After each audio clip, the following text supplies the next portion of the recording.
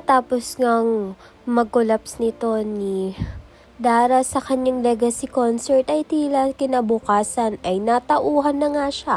Dahil nga nag-aalala itong si Minchi at Charis ay dinalaw nila nga itong si Dara sa kanyang bahay. Subalit hindi naman nga sila ni welcome nito ni Amelia dahil galit na galit nga itong si Amelia nang makita niya nga itong si Minchi.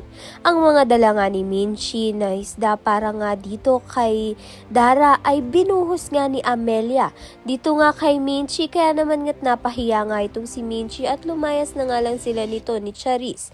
Subalit narinig nga ni Dara ang eksena sa baba kaya bumaba nga siya, ngunit nakalis na nga itong si Minchi at si Charis. Matapos nga ang lahat ay pinayuhan nga ni Dara ang kanyang anak na si Megan na huwag ngang panitiwalaan ang mga kagrupo nga nito sa Yumi, lalong-lalo na nga itong si Jenny. Kaya naman nga't nagtataka itong si Megan sa nangyari dahil okay naman nga sila noon ito ni Minchi at ito ni Jenny.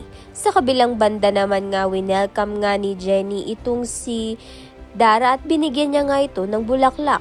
Subalit hindi naman nga ito tinanggap ni Dara at tinapon niya pa nga sa harap ng kagrupo nga nito ni Jenny. Kaya naman nga't yan at iba pa ang dapat nating pakaabangan. Maraming salamat sa iyong panonood.